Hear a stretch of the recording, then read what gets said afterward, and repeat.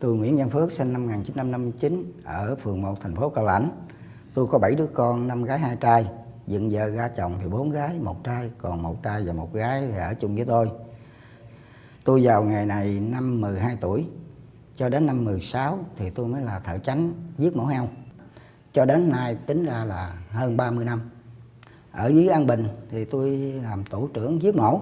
Thì cái chuyện làm của tôi đầu tiên thì tôi kiểm heo, kiểm coi đêm nay giết mổ được bao nhiêu con. Cái thứ hai nữa, coi heo nó có mang mầm bệnh hay là không. Nếu phát hiện mầm bệnh thì tôi báo với thú y, ngưng lại không làm.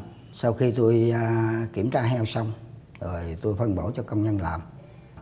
Thì ở đây chúng tôi làm bằng tay chứ không làm chích điện. Khi chích điện nó nổ bóng máu, mà dân thì nói đây là cái bệnh tụ huyết trùng, dân không dùng thịt đó. Còn về vấn đề mổ bằng tay thì coi như cái thịt nó rất tươi, dân rất thích. Nhưng mà trong đó nó có những cái nguy cơ mà lây bệnh rất cao là do mình tiếp xúc với máu rất nhiều.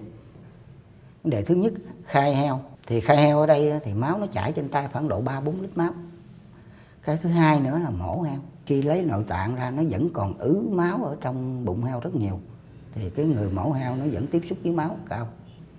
Thứ ba nữa, cái người mà xé cái nội tạng, trong nội tạng vẫn còn máu.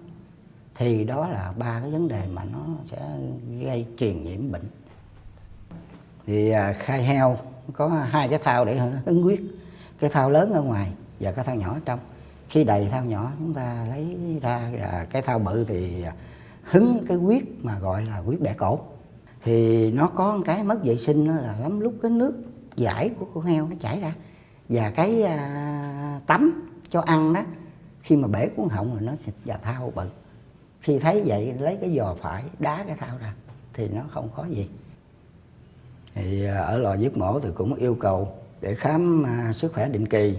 Nếu có dịch bệnh thì 1 hoặc 2 tháng phải khám. Còn không thì không có dịch bệnh thì 6 hoặc 8 tháng khám một lần. Thì trong khi mà đi khám thì lên bác sĩ thì thử máu, rồi chụp X-quang, xét nghiệm về HIV. Tại vì khi mà người mang cái bệnh HIV á, nếu mà đứt tay nó chảy máu nhiễu vào thịt heo thì người dân ăn mà lây bệnh. Thì vấn đề vệ sinh của trại thì khi mà thông tin đại chúng cho biết là có dịch bệnh thì ở nhà trại có tổ chức là dưới thú y tổ chức để vệ sinh. Thì có một cái ao mình đổ nước tím xuống, lùa heo đi ngang đó, nếu con heo có bệnh thì nó rát nó dãy, đó là heo bị bệnh. Còn heo đi bình thường tất nhiên là heo đó không bệnh.